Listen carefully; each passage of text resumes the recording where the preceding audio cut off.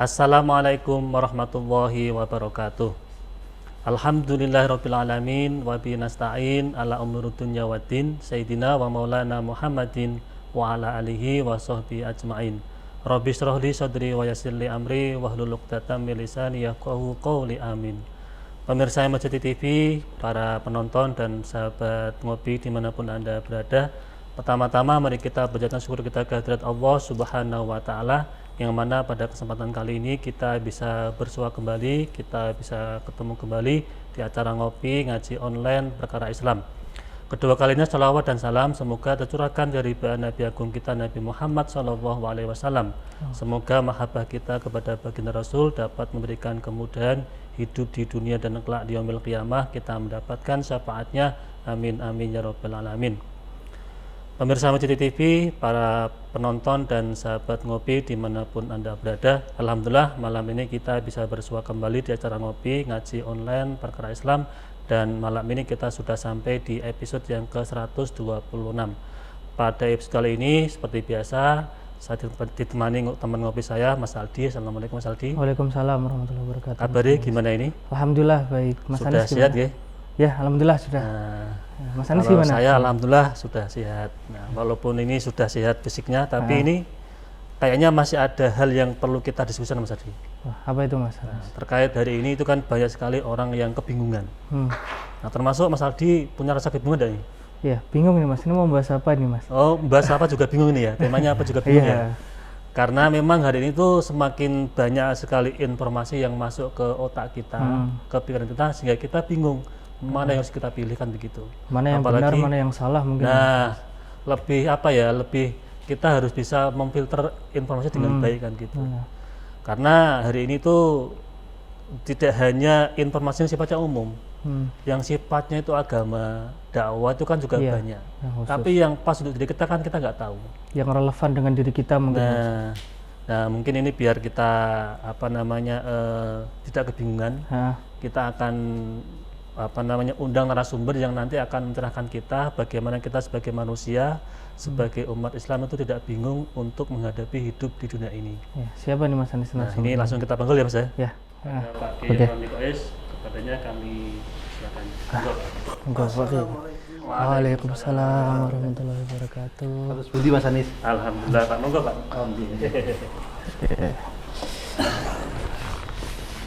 Kabarnya gimana nih kita? Alhamdulillah. Ini lama nggak jumpa kita ya Pak ya? Oke Mas ya? Sudah berapa bulan ini kita nggak jumpa? Wow. Nih Pak Yam, ini tadi kita Mas Aldi sama saya itu diskusi tentang kebingungan manusia. Apalagi ini kalau mungkin Pak Yam juga sempat melihat itu yang kemarin viral itu, ada quote-nya satu artis yang mengatakan bahwa kita hidup di dunia itu bingung. Nanti kalau nggak bingung kalau di surga. Nah ini terkesan konyol tapi masuk akal Pak. Nah ini bagaimana Pak? Monggo untuk dikritisi. Assalamualaikum warahmatullahi wabarakatuh. Waalaikumsalam. Bismillah, alhamdulillah, Allahumma salli wa sallim wa barik ala sayyidina wa maulana Muhammad ibn Abdillah wa ala alihi wa ashabihi man tabi'ahudah. Yang kami hormati sahabat ngopi, ngaji online perkara Islam. Akhir-akhir ini banyak sekali orang bingung. Bahkan tokoh-tokoh juga bingung. Kalau tokohnya bingung, otomatis rakyatnya bingung. Apalagi rakyatnya kan Pak ya. Setiap manusia itu ingin hidupnya bahagia. Cuma sedikit sekali yang tahu kebenaran jalan kebahagiaan. Sedikit sekali. Kalau sedikit sekali yang tahu hakikat kebenaran jalan kebahagiaan, berarti yang banyak mengalami kebingungan. Dan saat ini dialami rame-ramenya politik, para politisi lagi bingung.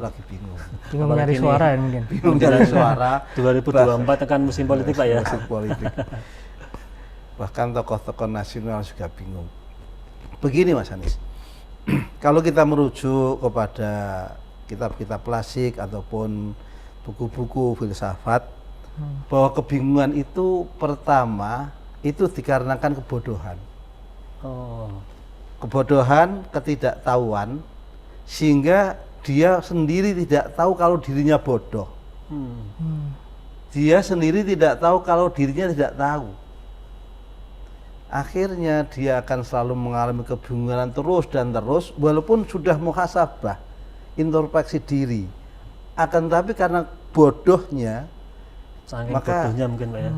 dia tidak akan bisa keluar dari kebingungan itu.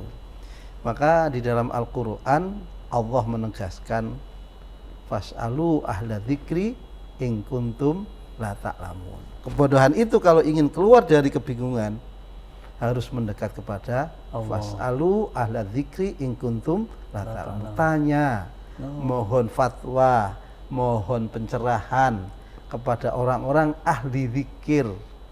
Bukan sekedar ahli ilmu, tapi ilmu yang hatinya itu sudah terang akan karunia Allah, bukan sekedar ilmu. Maka di Quran itu kan fas'alu ahla dzikri. Nggih. Ilmu kemudian akal itu sering menghukumi matematis yang dohir. Kalau ahli zikri itu menyampaikan sesuatu, memberikan keputusan bersertaan hati nurani. Maka pada tingkatan ahli lubbi, jadi bukan hanya akal tapi juga hati. Artinya harus seimbang antara akal dan hati Pak ya. Iya, dalam memberikan fatwa itu bukan sekedar akal tapi juga menggunakan hati nurani. Kalau kata Al-Ghazali itu hati sebagai rajanya ya. Iya, betul. Jadi kalau hati, nah sekarang itu orang jarang begitu Pak. Sekarang itu tidak menggunakan lubi tapi lobby. Lobby. Lobbying Pak ya. Nah, akhirnya keputusan itu ya tergantung bagaimana lobby-lobbynya, tapi tidak menggunakan hati. Kalau dalam istilah Al-Ghazali bukan hanya basor tapi basiroh, Basiro, mata hati. mata hati. Maka dzabal fuadu ma ra'a. Hati tidak akan pernah bohong dengan apa yang dilihat dan apa yang disampaikan. Oke. Sehingga yang disampaikan bukan menjadikan orang bingung, tapi tentram, tenang. Nah sekarang bukan pakai basiroh rata-rata. Yang penting bisaroh Mas Andi. Bisarahnya. Yang penting bisaroh. Yang penting bisaroh. Akhirnya yang keluar bukan satu hal yang solusi, malah membingungkan lagi. Iya, malah tambah masalah Pak ya. Tambah masalah karena yang penting Bisaroh. bisaroh. Ini menarik nih Pak, ketika kita ngomong soal bagaimana kita harus menghidupkan hati Pak G. Iya. Untuk kita sebagai orang Islam itu biar tidak bingung, karena puncak dari kebingungan adalah ketika hati itu tidak bisa hidup, tidak bisa bercahaya Pak ya. Iya. Caranya gimana Pak? Kan kadang itu akal tuh mendominasi Pak itu. Nah, beginilah, nah inilah antara akal dan hati harus seimbang. Karena akal itu rata-rata matematis Mas Andi.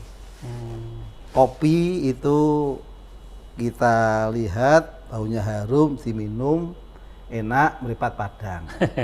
Nggih. Tapi kalau hati kan enggak. Masa ada teman banyak kamu langsung minum? Iya. Kan enggak pantas toh. Ya. Hati kemudian berontak, ojo begitu, tawarkan yang lain. Jadi ketika akal dan hati itu seimbang, maka kita bukan untuk diri sendiri, tapi kedamaian untuk bersama. Bukan kemenangan untuk pribadi, tapi kemenangan bersama, kemakmuran bersama. Kalau sama-sama enak, kan akhirnya orang tidak bingung. Iya, iya. Karena sesuatu bukan hanya sekedar akal, tapi juga menggunakan hati. Bagaimana cara menghidupkan hati? Sekali lagi, ilmu dan mendekatlah kepada orang-orang yang ahli zikir, ahli basiroh. Maka banyak kiai-kiai sepuh itu kalau ketemu orang seperti ini, jangan lepaskan, belajar. Bahkan maaf, Wakil Gubernur Gus Yasin itu. Yasin, kalau ketemu ini jangan lepaskan, karena itu adalah pencerahan. Karena hatinya sudah dibuka akan rahasia-rahasia basirohnya itu Pak ya. Basirohnya itu. Lah, inilah pertama untuk mengatasi supaya tidak kebingungan. Jadi tempat curhat kita, tempat mengadu kita itu tersampaikan dan mendapatkan solusi yang baik dan benar. Jadi kehidupan dari kebingungan itu bisa diatasi Karena apa? Ya karena ada sesuatu petuntunan. Jangan kira Mas Anies, Mbah Hasyim itu tidak merasa kebingungan ketika mau menancapkan panji-panji NU. Iya, iya. Iya apa enggak? Iya apa enggak? Istikharah bagaimana? Maka beliau memohon kepada gurunya Syekhuna Khalil untuk memberikan satu pencerahan. Syekhuna Khalil adalah orang ahli lubi dan basirahnya luar biasa. Tidak dikasih fatwa tapi dikasih isyarah. Malah dikasih isyarah, Pak. Isyarah, nah, isyarahnya itu. Nah, langsung ditangkap langsung. Jadi kalau menggunakan basirah lubi itu tidak harus banyak fatwa. Isyarah sudah bisa dimengerti dan menjadi satu keyakinan. Dan dunia filsafat seperti itu sudah banyak terjadi sejak zaman dulu. Artinya hati itu benar-benar hidup, Pak ya? Iya. Tapi ini kan masalah juga, Pak, ketika apalagi Mas Aldi ini kan, hari ini anak muda itu lebih condong ke pemikirannya. Iya. Bagaimana tuh kalau nggak bisa di logika, kalau nggak bisa benar-benar ini sesuai dengan akalnya mereka, itu nggak masuk, Pak. Itu gimana, Pak? Maka kan sering istafti kolbak. Istafti kolbak. Mintalah fatwa kepada hatimu. Hatimu gimana? Nah, kalau hatimu yakin, bismillah, jalan. Kalau ndak, masih dalam kebingungan, ya jangan jalan. Sampai pada satu titik keyakinan. Tapi kalau ke arah akal pemikiran mungkin masih mending. Tapi kalau ke nafsu dan amarah itu loh, Ustaz. Nah, biasanya begini. Pak. Ketika akal itu hanya sekedar yang dohir, yang batin, itu masih lumayan betul. Ketika kemudian yang bicara, kemudian nafsu, keinginan, kemudian nafsu yang ingin selalu mendapatkan kepuasan dohiriyah, maka itu lebih parah lagi. Maka banyak yang terjadi saat ini. Anak 15 tahun diperkosa 11 orang. Itu kan tidak pakai nurani. Nafsunya, akalnya hilang bahkan akalnya itu. Hilang. Itu apakah berangkat dari kebingungan atau? Ya karena nafsu itu kan kebinatangan yang muncul, tidak dikendalikan dengan akal. Hatinya sudah rusak. Maka bukan hanya kebingungan, tapi kerusakan yang terjadi. Jadi dampaknya luar biasa orang ketika bingung, Pak ya. Iya. Kalau nggak benar-benar tadi ya, fas'alu ala dzikri. Fas'alu ala dzikri in kuntum la ta'lamun. Nah sekarang itu kan bingung, banyak orang bingung nyalek, orang no duite korupsi ketemu pisan, silaka pisan. Ya. Itu juga indikasi ketika sudah jadi, kemudian uangnya habis, timbul korupsi itu, Pak ya. Korupsi lagi. Berarti satu yang pertama adalah hati, karena kebodohan. Maka jangan merasa pandai. Orang yang merasa pandai hakikatnya adalah bodoh. Cara bahasa dhisik mau kiai-kiai dulu kumpul wong soleh-soleh. Wong soleh kumpulano. Tombo ati itu diantaranya kumpul orang-orang soleh. Itu dapat menjernihkan hati ya? Ya, dapat menjernihkan hati. Yang kedua Mas Anies, yang kedua itu yang menjadikan orang bingung. Kalau saat ini itu kan dunia komen Mas Anies. Di dunia komentar di medsos, Pak ya? Di FB juga bagaimana komen, di Instagram, TikTok, Twitter. Ini kalau kita mengikuti komen-komen itu, maka orang juga akan bingung. Gini salah, ngono salah, gini salah. Maka kalau kita, mungkin Mas Arif sudah paham, Mas Adi juga paham, kisahnya Nasruddin Hoja itu, atau apa itu, Lukman dan anaknya itu. Yang naik kuda itu, Pak? Yang naik keledai.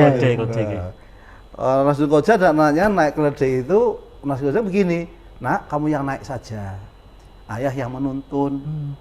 Kemudian ada orang komen, orang gila itu, loh anaknya gak sopan toh, orang tuanya yang nuntun, anaknya yang di atas.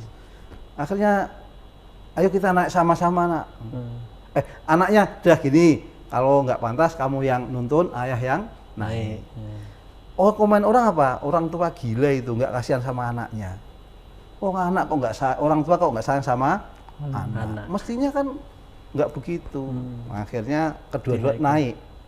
orang komen lagi, orang gila itu. Wong keledai kok dinaiki dua orang. Akhirnya dituntun bareng-bareng nggak naik itu. Dikatakan lagi gila itu.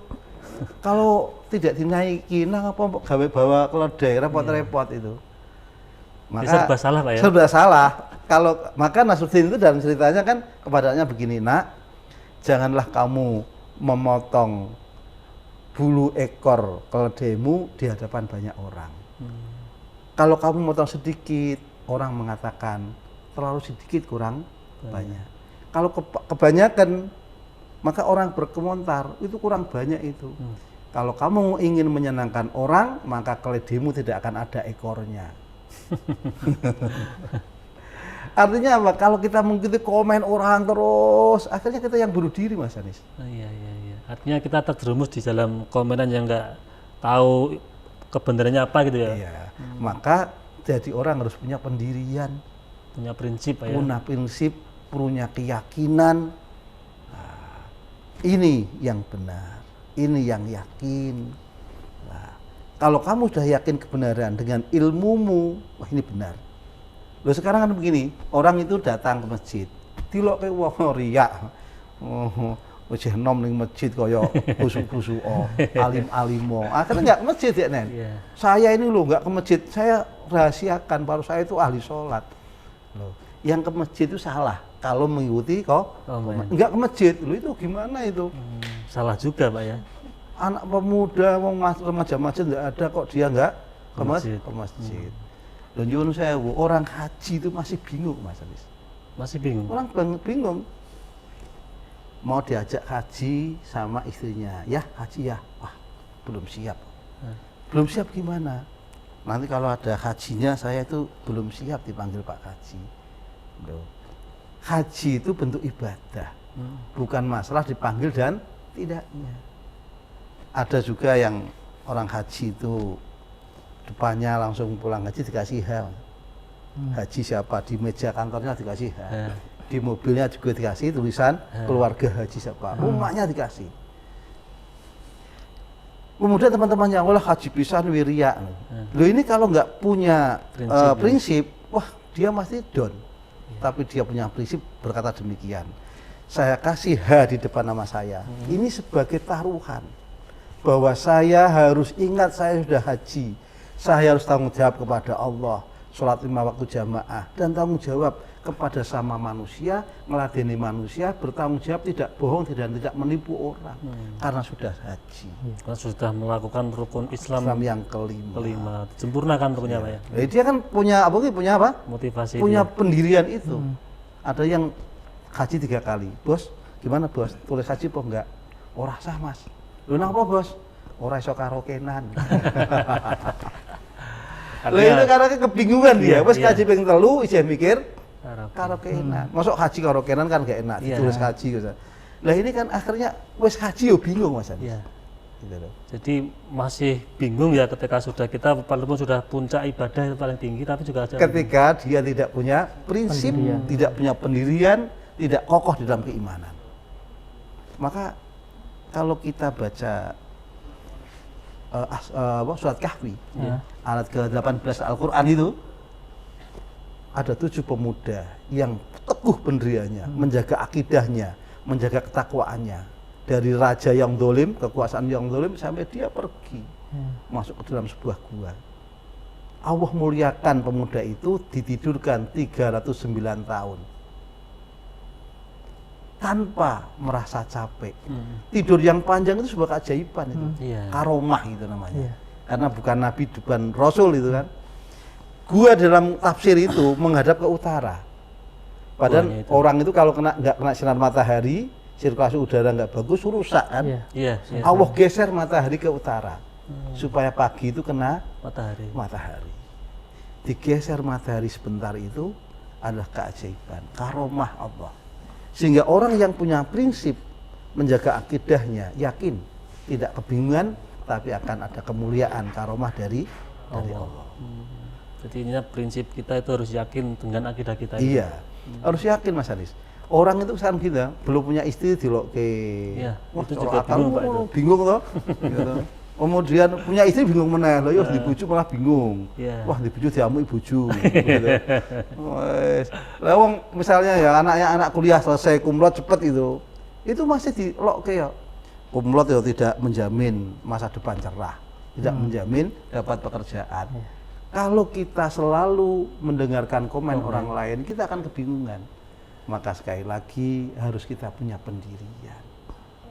Punya pendirian teguh, prinsip yang kuat. Iya. Itu biar bisa kayak gitu gimana, Pak? Sekali lagi dari ilmu, Ilmu, kemudian dia mempunyai implikasi, ilmu itu dipraktekkan, diamalkan. ilmu ya, Pak? diamalkan, amal itu kemudian dari hidayah, menjadikan hidayah Allah. Jadi Ilmu yang pegangan dia. diamalkan akan ada hidayah dari Allah. Hidayah itu membuat pencerahan sehingga dia tidak bingung, punya keyakinan. Oke, jadi berarti hari ini kalau misalkan banyak orang kebingungan Mas Aldi, itu kan tadi ya mungkin Ilmu yang tidak ilmunya diamalkan. tidak diamalkan Iya. ya, sudah Hanya pintar. teori saja mungkin ya, Mas. Betul. Jadi begini Mas Anis, orang tertipu itu krono perkorone loro. Bodoh mudah ditipu, Iya. Ya. ataupun pandai, akan tapi keinginannya itu melebihi batasnya. Akhirnya dia lupa. Wong seneng gendong lali.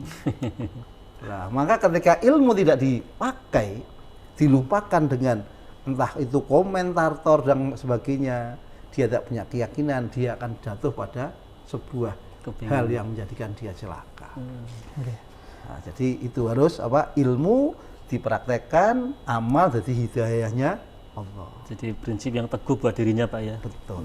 Sehingga apapun yang terjadi dia tidak akan terombang-ambing karena dia punya keyakinan, punya akidah, punya prinsip, sehingga dia tetap dalam prinsipnya, dalam keyakinannya. Tidak terombang-ambing oleh keadaan Pak ya. Betul. Kalau sekarang nih ya Pak, kita kan juga sering bingung antara keinginan dan kebutuhan kita. Iya. Nah kira-kira itu bagaimana kita bisa mengelola dan kita bisa memahami apa keinginan kita dan mana kebutuhan diri kita gitu loh. Kira-kira seperti apa sih? Betul begini. Jadi yang ketiga itu kata Mas Anis itu kan bahasa gaulnya kan OVT itu. Overthinking. Overthinking ya. Jadi terlalu panjang itu loh. Kalau dalam dunia tasawuf itu tulul amal. Tulul amal itu angen-angen urip dawa ning donya mergo kesengsem karo dunia. Keinginan itu keinginan kan nggak ada habisnya, Mas. Iya. Wah, nak mikir keinginan, pengen itu Mas. Ora nonteki. Iya. Dia lupa dia bahwa sesuatu itu dibatasi oleh Allah. Sehingga dia tidak bisa mana yang skala prioritas, kebutuhan.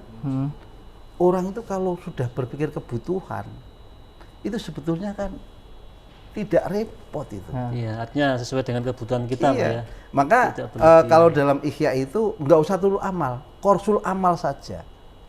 Apa itu Pak? Ya kita kembali sak butuhe opo kok. Maka kalau Sasto Kartono karya kakaknya Kartini itu, Iya. kalau kita ziarah ke makamnya itu, kan beliau tulisannya luar biasa. Yang sekarang itu dinyanyikan oleh Sujiwo Tejo. Sujiwo itu atau? Ya. Sugih tanpa bondo, digdaya tanpa aji, trimah mawi pasrah tebih sepi pamrih tebih ajri. Sugih tanpa bondo, digdaya tanpa aji, trimah mawi pasrah sepi pamrih tebih ajri. Mandeng anteng gitu. Langgeng tanpa susah, tanpa seneng, anteng mandeng, sugeng jeneng. Artinya apa? Sugih tanpa bondo. Kaya dan miskin itu ukurannya bukan harta. Bukan harta. Bukan harta. Kata Yai Aziz, guru saya, almarhum almarfulah dari Jombang yang dulu mengajar di Lirboyo, kalau kau cari kebahagiaan dalam dunia, nggak ketemu. Dalam harta nggak ketemu, keinginan pun tidak akan ketemu. Kalau kamu ingin mencari ketenangan, kebahagiaan, ada dalam diri qanaah. Menerima apa yang ada, menerima apa yang kita miliki.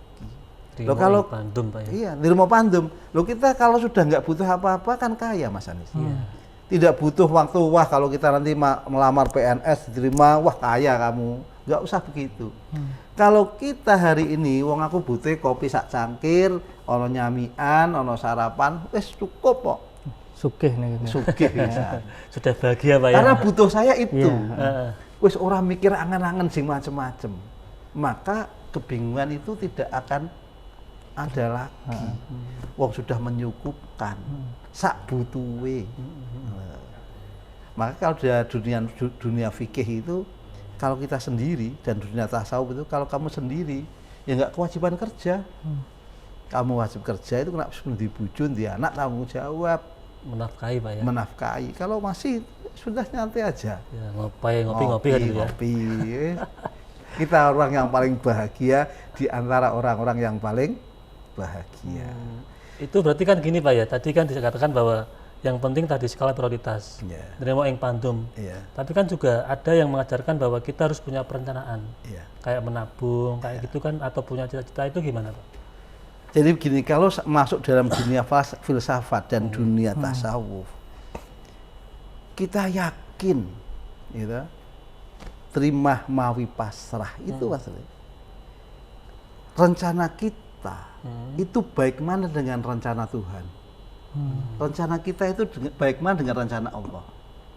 Ya otomatis baik rencana Allah. Betul. Jalani apa yang ada, syukuri yang diberikan Allah kepada kita, maka kamu sudah akan menemukan sebuah arti kehidupan yang sebenarnya. Ketika kau masih melihat nikmat orang lain, itu kamu belum hakikatnya menerima takdir syukur kepada Allah. Jadi belum qanaah karena tadi iri, Pak, ya? Betul.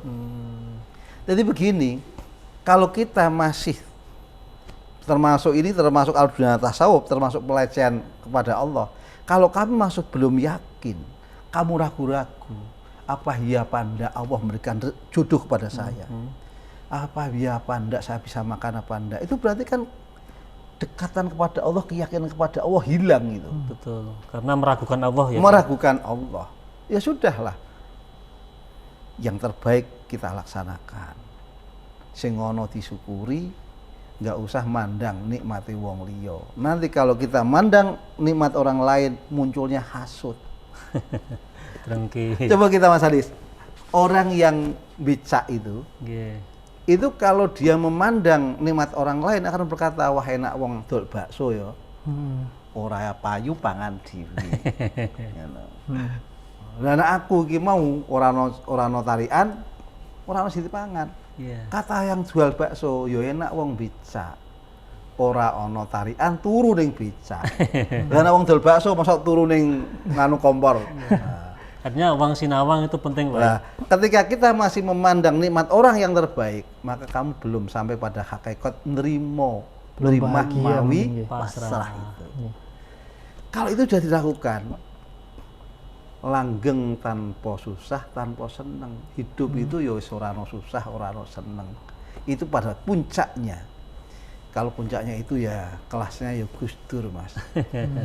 Dielek-elek ya ora seneng, dialem-alem ya dielek-elek ya ora susah, dialem-alem ya ora seneng. Sudah biasa-biasa saja. Karena yang ada dalam dirinya adalah kedekatan kepada Allah.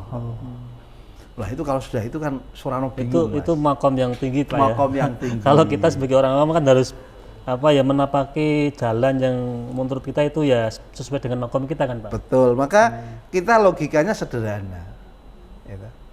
Sederhananya gimana? Kalau Abu Les As-Samarqandi dalam Tambilul Ghafilin ataupun Hasan Al-Basri mengatakan, wong dunia itu kan sebetulnya 3 hari toh. Dunia kemarin, hari ini dan esok. Kemarin yang telah hilang, hari ini yang kita jalani, besok apakah kita masih bisa hidup atau enggak? Gini Mas Aldi, ada sudah cerah atau ada hal yang mau disampaikan kepada beliau? Kalau saya nih ya, Pak, Iya. tentang kalau di filsafat itu ada yang namanya absurditas kan. Itu kayak kita merencanakan sesuatu tapi ternyata faktanya itu nggak sesuai dengan apa yang kita rencanakan. Nah, untuk anak muda sekarang itu kan menghadapi seperti itu kan butuh mental yang kuat gitu. Nah, itu cara membangun mental untuk menghadapi kehidupan yang seperti itu bagaimana, Ustaz? Dalam cerita Nasruddin Koja itu pernah dimusuhkan sama filosof. Wah, filosof yang hebat. Diadu Pak ya? Diadu. Wah, ning ngarepe raja wisan. Akhirnya filosofnya itu waktu bertemu itu filosofnya mengangkat tangan satu begini. Nasruddin Koja langsung ngangkat tangan dua begini. Filosofnya gede-gede. Akhirnya filosofnya itu ngangkat tangan tiga. Nasruddin Koja itu langsung tangannya 4 gini kan. Filosofnya gede-gede kok, hebat orang ini, hebat. Akhirnya orang itu mengacungkan telur. Nasruddin akhirnya bawa bawang itu ngacungkan ini. Akhirnya filosofnya nyerah, nyerah. Rojo bingung ki omong apa, bocah gitu. Rojo ini bingung, apa ini? Wahai filosof, apa yang kamu lakukan? Nasruddin itu hebat, Pak. Saya berkata, penguasa adalah Allah.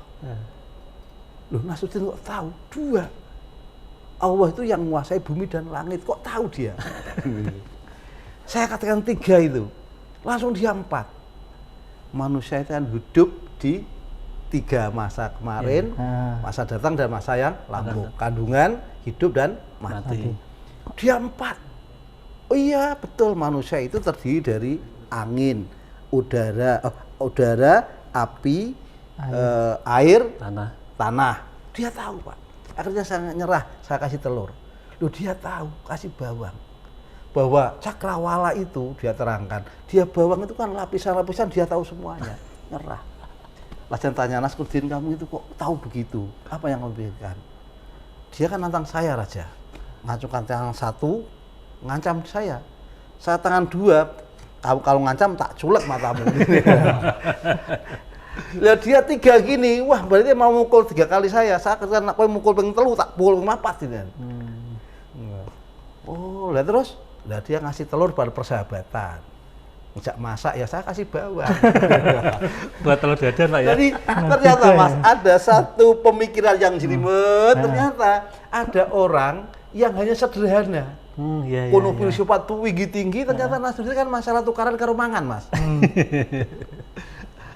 Maka kita tinggal memilih apakah kita ingin jelimet, apakah kita sederhanakan di dalam pemikiran dan perencanaan. Berarti kita menyederhanakan apa yang kita rencanakan. Betul. Jadi ada 2 pilihan Mas Aldi. Jadi mau pengen jelimet tadi kayak filosof tadi atau kayak Nasruddin Koja. Yang tadi endingnya pengen telur dadar tadi. Kita sederhanakan saja. Sesuatu kalau kita sederhanakan maka akan menjadi enak. Dan yang saat ini dirasakan enak itu kan kaul-kaulnya Gus Baha. Yang disederhanakan hidup itu. Iya. Dimudahkan ya. Disederhanakan. Jadi orang awam tuh bisa menerima. Iya, akhirnya orang tidak kebingungan lagi. Ini satu contoh ini. Oke, ini menarik Pak. Tapi sebelum lanjut kita akan cerita iklan yang lewat dulu. Oke, kita ngopi dulu. Monggo Pak.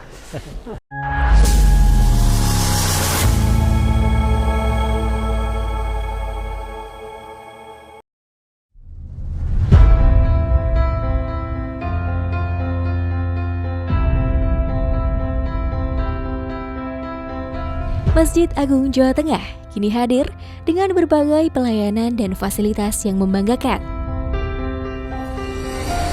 Berdiri di pusat bumi Jawa Tengah, masjid ini semakin kokoh menciarkan ajaran agama Islam, tidak hanya di kancah lokal dan nasional, tapi juga internasional.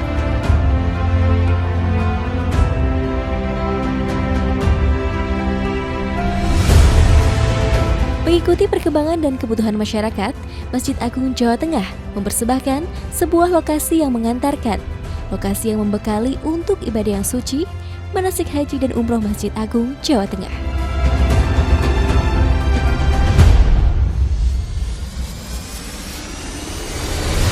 Dilengkapi replika bangunan Ka'bah, Bukit Safa dan Marwah, beserta area manasik yang luas, Maka, lokasi ini tepat untuk menjadi pilihan Anda melakukan proses manasik sebelum melaksanakan ibadah yang suci. Dengan 2 pintu gerbang utama, sistem keamanan yang sudah modern, area parkir yang luas, semakin memudahkan Anda dalam beribadah maupun kenyamanan dan keamanan selama proses manasik berlangsung.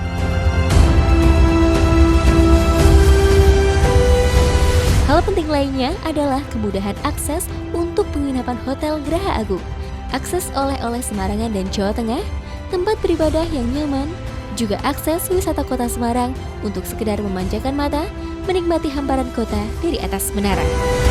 Tentunya, ini semua demi pelayanan yang mengedepankan kepuasan Anda sebagai pelanggan. Dengan berbagai macam kelebihan tersebut, maka lokasi manasik di Masjid Agung Jawa Tengah layak menjadi pilihan Anda sebelum melaksanakan ibadah yang suci ataupun untuk proses pendidikan putra-putri kesayangan.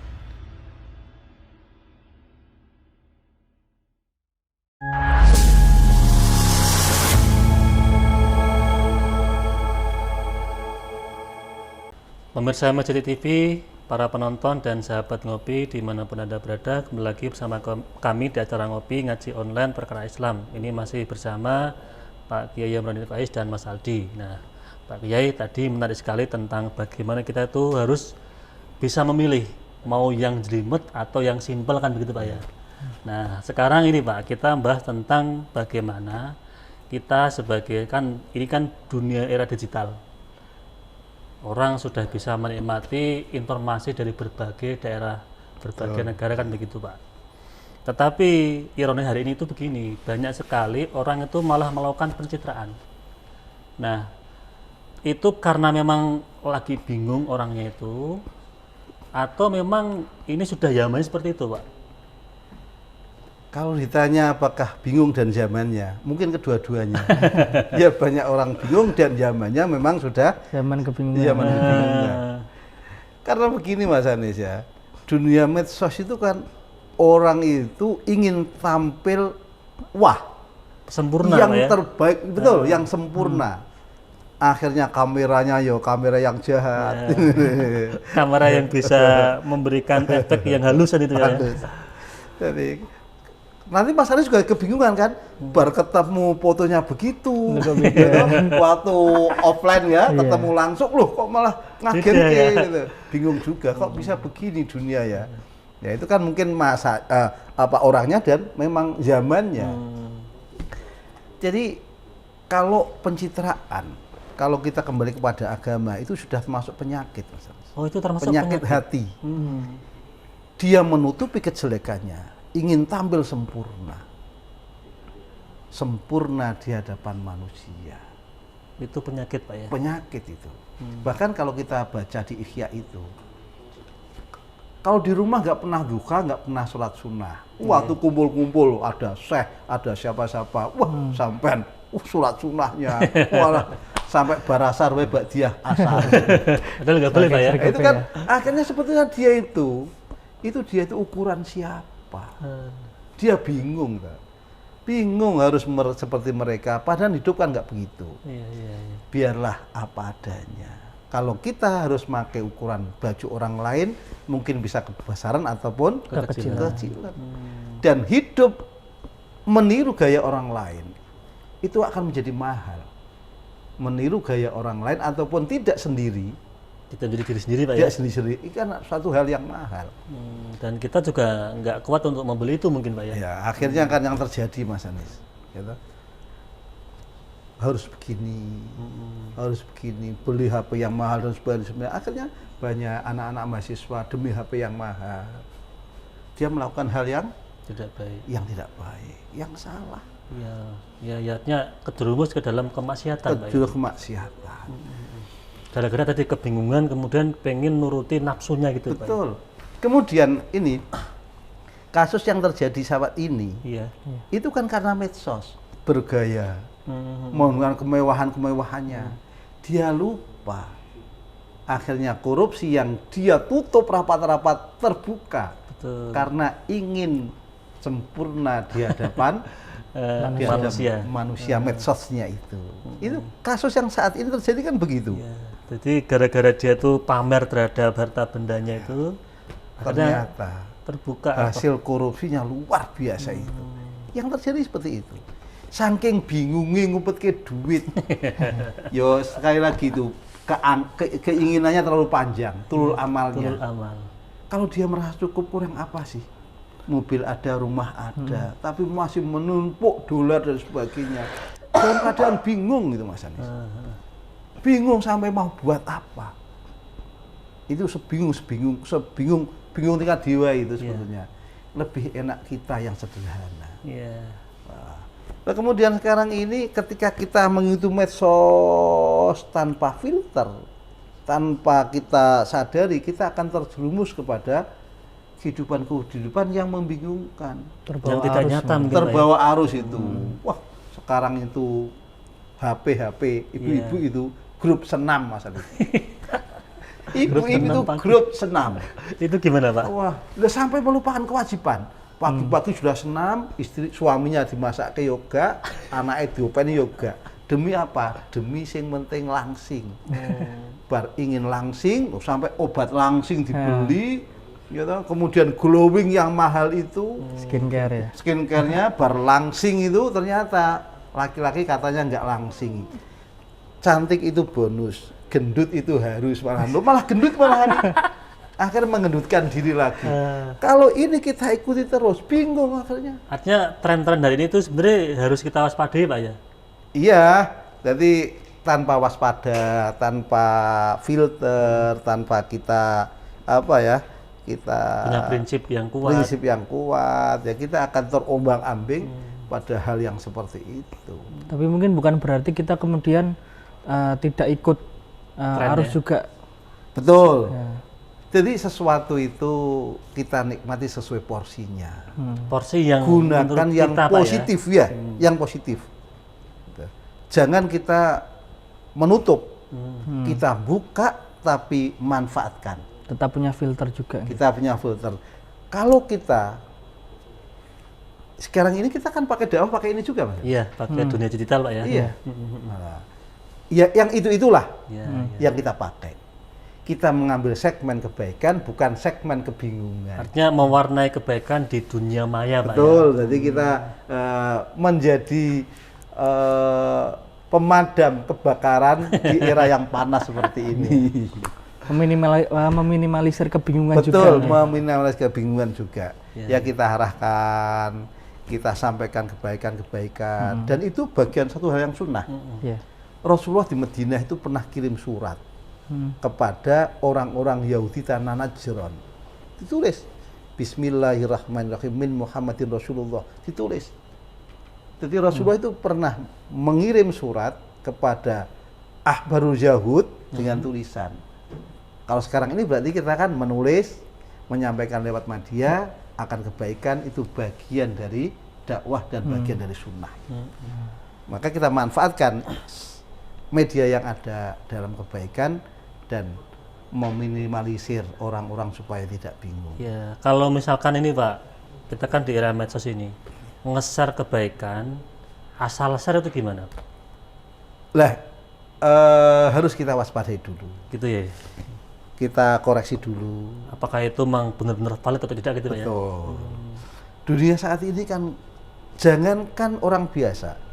Ini masalah nasab habaib itu kan gue gerang nang. Betul. Apa yang digegerkan sih? Maka ya saya kan sadar boyo masa saja. Iya. Kalau saya itu bukan kita yang dibanggakan kan ilmu dan adab. Iya, betul, Pak. Kita banggakan ilmu dan adab, dan itu warisan dari Rasulullah Muhammad SAW. Itu warisan dari Rasulullah. Jadi yang kita unggulkan ilmu dan adabnya, Ilmu Pak, dan ya? adab kita itu sudahlah.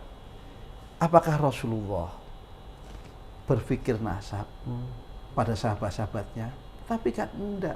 Yang penting kamu itu berilmu, berakhlak, termasuk bagian dari Rasulullah. Dia keluargaku. Salman Al-Farisi itu bukan keluarga Rasulullah, tapi dia keluarga Rasulullah.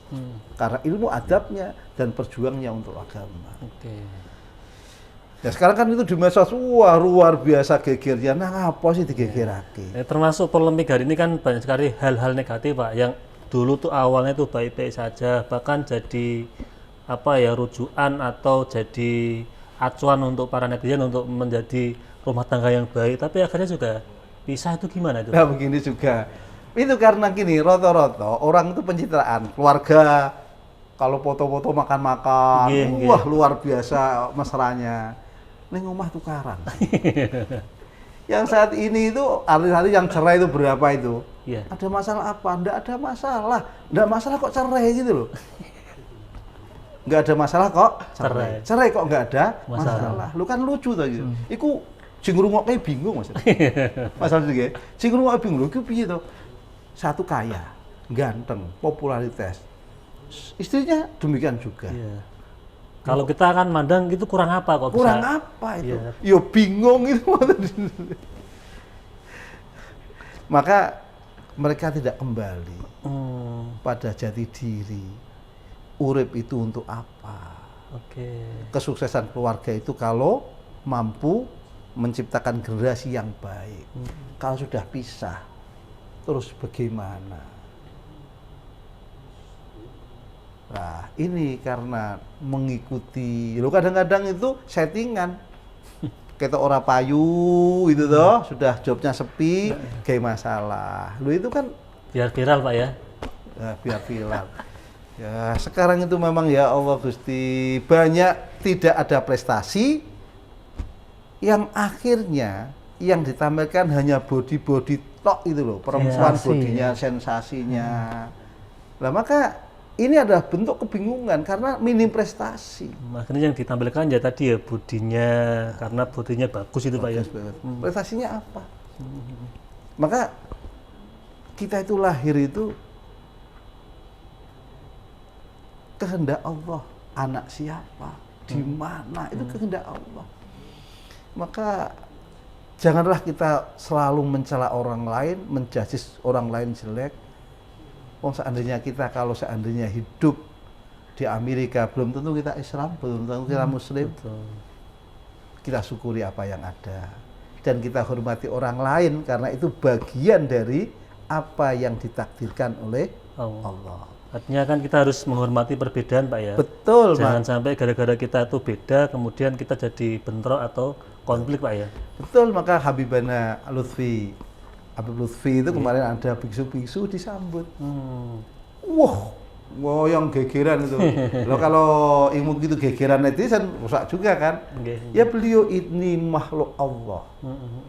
Ini adalah orang-orang yang mencari Tuhan. Cuma dia kan udah ketemu wae. Kan tidak tahu, siapa tahu. Iya. Kurang 1 hari dia meninggal. Seperti Umar bin Sabit itu, apa Usairim itu, teman-teman yang sudah masuk Islam, dia belum masuk Islam, tiba-tiba dapat hidayah ketika perang Uhud, dia nyusul ketemu Rasulullah, aku bersyahadat atas kenabianmu, aku bersyahadat atas agamamu ya Muhammad. Teman-temanku kemana? Ke Uhud. Dia bersyahadat, perang Uhud, dia meninggal. Maka Rasulullah, amalul qalil wa ujril kasir. Amal yang sedikit diberi pahala yang besar oleh Allah. Jadi ono wong mlebu surga urung salat, urung poso, urung zakat, hanya syahadat tak usairim masuk surga itu. Dan itu juga sekarang tampaknya sulit tak gitu Pak ya. Ini hanya sebagai satu, janganlah kita memandang Iya, orang lain iya. rendah. Janganlah kita mengunggulkan orang lain melebihi batasnya. Kita memandang orang ya kita, maka kalau kamu mampu mendoakan orang lain, orang jelek kamu doakan orang baik, orang menjadi baik, itu udah hatimu sudah mulai ada hidayah Allah. Kalau sudah ada Orang jelek kamu doakan baik, Baik, nggih. itu berarti hatimu sudah ada hidayah dari Allah. Karena kebencianmu sudah mulai terkurang, kebingunganmu sudah mulai terhilangkan. Nah, yang ada hanyalah bahwa Allah semoga memberikan hidayah untuk orang-orang yang jelek. Soalnya kebiasaan kita sekarang itu kan kalau ada orang jelek malah tambah dijelek-jelekan kan ini. malah diomong-omong kayak Pak gitu Pak. Nah, itu berarti karena masih belum sehat itu hatinya Pak ya. iya, karena dia belum tahu hakikat ketuhanan dan akan apa-apa yang diciptakan di dunia ini. Sebetulnya kita diperlihatkan sesuatu kan ujian dan cobaan kita. Iya. mampukah kita diperlihatkan itu menjadi baik atau kita menjadi orang yang lebih jahat daripada mereka? Kalau diperlihatkan sesuatu, sama ketika itu masalah korban itu, mengapa kalau dalam Al-Hikam, mengapa Nabi Ibrahim suruh menyembelih Nabi Ismail? Ketika Nabi Ibrahim dibawa ke alam malakut, itu diperlihatkan tentang makhluk yang jelek-jelek, yang maksiat. Apa komentar Nabi Ibrahim? Bunuh saja ya Allah. Lihat kali, bunuh lagi ya Allah, bunuh lagi ya Allah. Akhirnya suatu ketika Allah berkata, wahai Ibrahim, bunuh anakmu. Loh, itu kan buah hati saya. Yo sing tok kon wingi tok kon mateni iki yo makhlukku, yo itu sing tak senengi wong sing tak gawe. Tapi kan usulmu tak terima. Nah, sekarang gantian tak usulku diterima. Baru saat itu Nabi Ibrahim sadar. Saat itu adalah Hanifah Nabi Ibrahim itu. Iya. Ittabi millata Ibrahima Hanifah. Setelah itu Nabi Ibrahim luar biasa kepada makhluk-makhluknya Allah, kepada sesama manusia. Sekalipun perbuatannya buruk mungkin. Iya, sekaligus perbuatannya buruk. Maka itu adalah ilmu tertinggi daripada Nabi dan Rasulullah Muhammad SAW. Rasulullah kurang. Kalau misalkan Pak, kita disakiti orang Pak, itu apakah harus tetap tadi mendoakan atau bagaimana kita membalas? Boleh membalas. Tapi kalau kamu tidak membalas, memaafkan, itu jiwa yang luar biasa. Luar biasa lagi, kamu sudah memaafkan, mendoakan. Itu tingkatan ihsan itu. Kalau kita disakiti, bisa membalas kesakitan mereka, tapi kita memaafkan. Bagus itu. Kok ditambah lagi, didoakan supaya sadar, itu tingkatan ihsan. Oke. Jadi kita itu benar-benar bisa menjaga hati dengan benar-benar baik Pak ya. Betul. Hanya biar jernih dan biar kita tuh bersahaya ketika melihat siapapun yang memusuhi kita atau menyakiti kita bisa legowo Pak. Iya, karena kita melihat bukannya dengan syariat, tapi dengan hakikat juga. Hakikat Gusti Allah gawe wong kuwi lagi koyo ngono. Itu kalau manusia Pak. Sekarang kalau kelompok Pak. Kelompok ada kelompok lain atau katakanlah mungkin organisasi yang tidak baik. Itu apakah juga sama tindakan kita atau bagaimana? Secara syariat kita harus meluruskan kalau ada suatu hal yang tidak baik. Dia medianya begini, kita jawab dengan secara syariat kita jawab dengan ada kita benarkan ya. Kita benarkan. Terlepas dari itu tetap kita mendoakan, ya Allah berikan hidayah pada orang-orang itu ya Allah. Secara syariat kita harus. Ya kan nanti kan indikasinya kalau misalkan itu nggak diluruskan, nanti kan jadi kebingungan oleh masyarakat banyak Pak ya. Rasulullah itu bersabda, man ro'a munkarom, man ro'a munkaron falyughayir biyadi. Kalau kamu barang siapa yang melihat kemungkaran, ubah dengan tanganmu. Tangan itu kan macam-macam. Kekuasaan. Mereka pakai media, kita juga pakai media. Nah itu kan harus juga begitu. Tapi di dalam hakikat kita harus tetap mendoakan bahwa mereka lagi buat seperti itu, semoga Allah memberikan hidayah. Tetap didoakan walaupun tadi ya kita melawannya itu Pak ya. Iya tetap. Iya.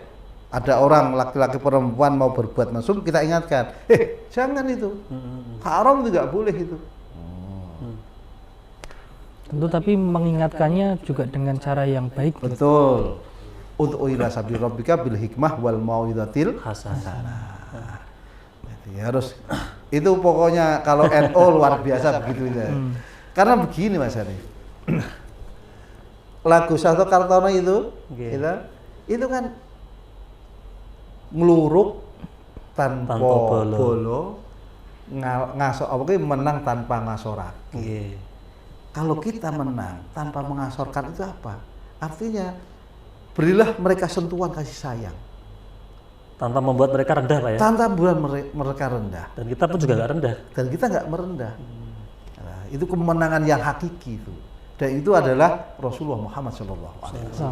Luar biasa. Dan itu lebih merasuk ya kalau dengan cara seperti itu. Betul. Akhirnya apa? Orang-orang Islamnya kuat karena dia datang dari sebuah hal yang dia lihat dan dalam hatinya mereka menyaksikan kebenaran yang sesungguhnya itu. Hakikatnya Wali Songo di Indonesia itu sentuhan hati. agama itu nggak bisa dipaksakan. Artinya tidak ada peperangan atau Iya. darah yang mengalir, Pak. Iya, tidak ada peperangan. Ora Cino-Cino, ayo ora sunat antemi lho, sunat kan enggak itu. Tiba-tiba di Indonesia itu tradisi sunat agama itu wong-wong sing agamanya sunat semuanya. Iya. Itu kalau tanpa sentuhan kasih sayang. Ngluruk tanpa bolo, menang tanpa ngasorake. Ngasorake. Masya Allah itu. Itulah cerminan Islam yang sesungguhnya, Pak. Cerminan Islam yang sesungguhnya, Islam rahmatan lil alamin. Rasulullah demikian. Rasulullah demikian. Ya, Gusti. Itu berarti orang sudah tidak bingung. Orang yang tidak bingung karena sudah selesai dengan Sudah selesai dengan dirinya. Sudah selesai dengan dirinya. Keinginannya sudah tidak jauh. Mensyukuri, maka Rasulullah bersabda, Afdhalul iman as-sabru was-samahah. Afdhalul iman as-sabru was-samahah. Puncak keimanan adalah sabar dan ngapura kesalahan wong liya. Memaklumi kesalahan orang lain. itu Ini yang puncak mungkin itu. ini butuh proses, Meldi. Karena ketika kita bermasalah dengan orang itu nggak langsung sabar. Iya. Kadang terprovokasi dulu. Betul. Minimal emosi dulu kan gitu ya. Oke, Pak, ini terakhir, Pak. Tadi saya di awal mengatakan bahwa buat setiap manusia itu bingung. Nanti kalau tidak bingung di surga. Lah, apakah surga itu harus nanti atau sekarang itu bisa dapat surga, Pak? Lah gini, surga itu kan cerminan keindahan. Cerminan kebahagiaan, ketentraman, ketenangan.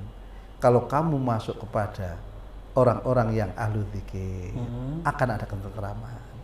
Kamu menggunakan orang-orang yang penuh hidayah, basyirahnya, maka kemudian agama yang baik, di dunia kamu sudah mendapatkan surga yang luar biasa. Termasuk dekat dengan para kiai, para habaib itu.